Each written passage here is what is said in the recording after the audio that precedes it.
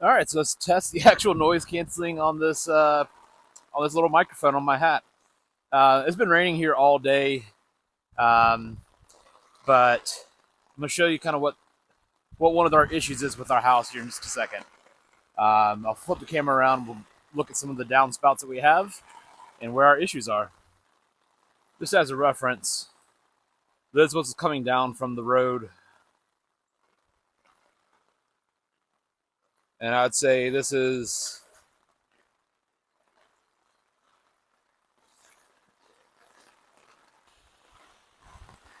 All right, so it's not like a massive monsooning rain, but it is a steady, hard rain all day. Continues on. You can see where my neighbors have a little bit of an issue down by the actual drain down there. But here's one of my issues. So coming down here right along our property line, there is a steady stream of water that comes and will actually pool at our water shutoff. So my rain barrels, when I have them connected, they help take some water out, but with as much rain as we've gotten today, they'd be full anyways. And you can see the houses behind my house is where we have more houses, and everything just runs downhill to us. All right, so again, our house is up there where that Honda CRV is. One of the drains, this on the opposite side of the street, but it gets worked pretty good. And then the side that has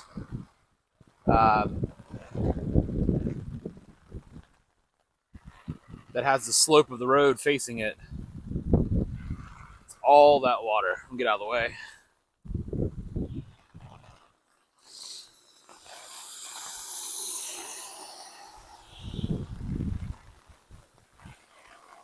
Yeah, so massive amount of water coming down from there, and then this side has a significant amount of water. Like, it's freely rushing, but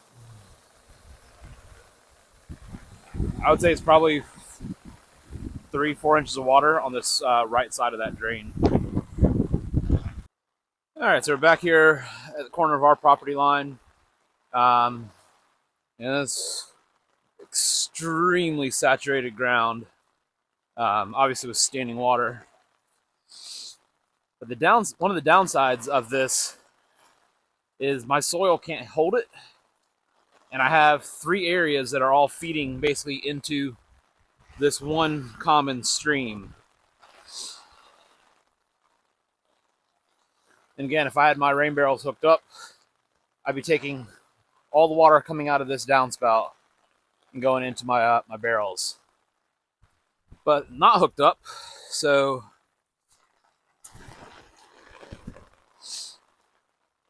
I have. Jeez, I didn't realize it was this bad over here. So I have 1, 2, 3 downspouts from the neighbor, and all of their runoff that becomes standing water, and then gets into my standing water, which is from my backyard and neighbors, and it just continues and runs all the way down. So this area here, I can't get it away. All the water from up there is from 3 or 4 houses worth above our property, and all their water runs off through ours.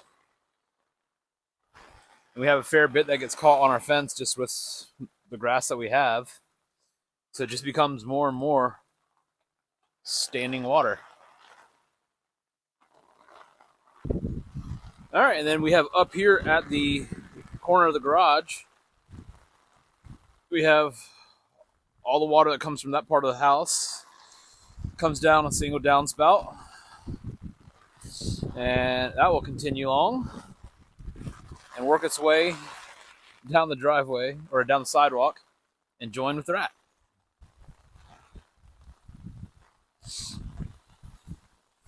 realistically, that downspout needs to have its line run and buried underneath this.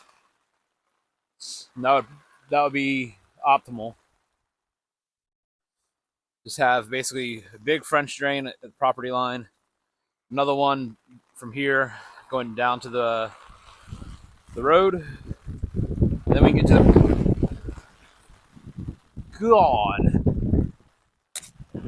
the wind almost broke the umbrella.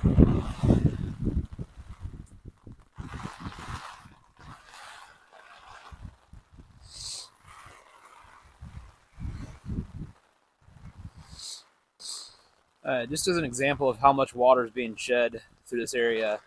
So this little, call it stream, is just from the property and from the road. Then you have my area right in front of my mailbox, which is all the water coming down my driveway from basically two downspouts. And you can see where it's just pooling past the curbing. Anyways, so this is my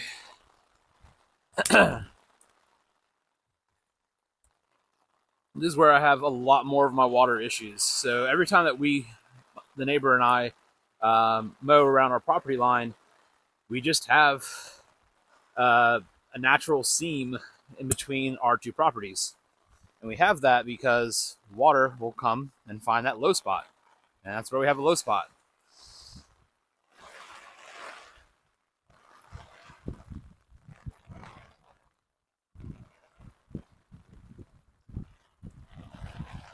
So his water meter cover is floating. Same with mine or whatever utility that is.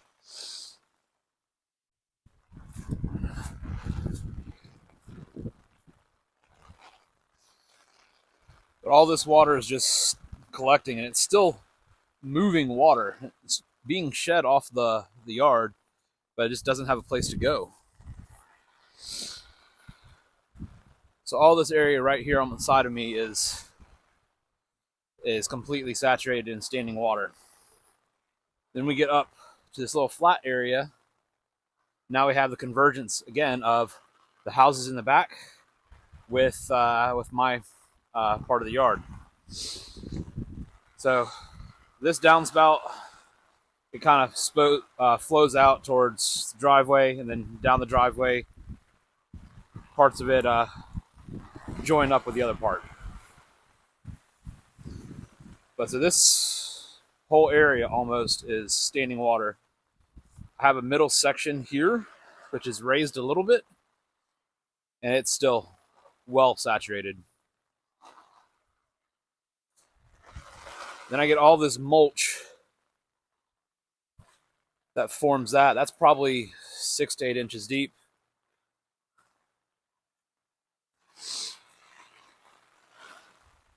And as I'll continue into the backyard here in a second,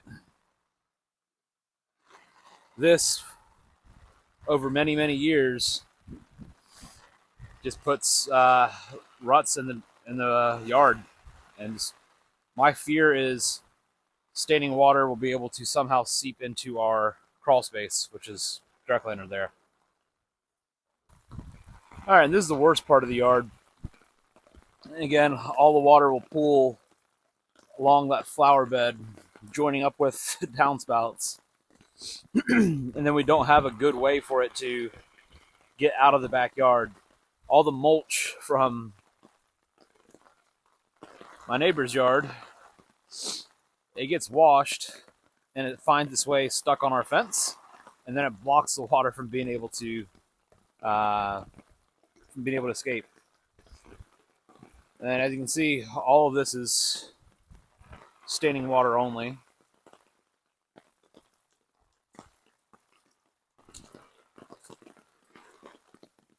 And the neighbors from that house, all their stuff sheds off and flows straight down to our part of the yard. And my dog's seeing me in the backyard when he's not allowed back here. But yeah, you can just see how much standing water there is here. And there's that other part of the yard. It's all standing water now. Everything slopes to it and it just stays.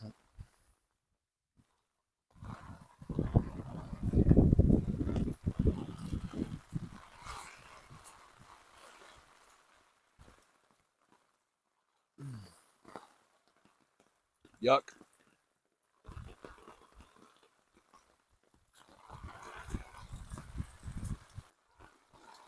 All right, so some of the water's starting to drain out of here. I just use the side of my boot to knock a little valley in this build up stuff.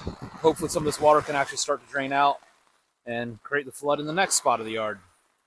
All right, so that's pretty much what our yard does every time we get a fair bit of rain.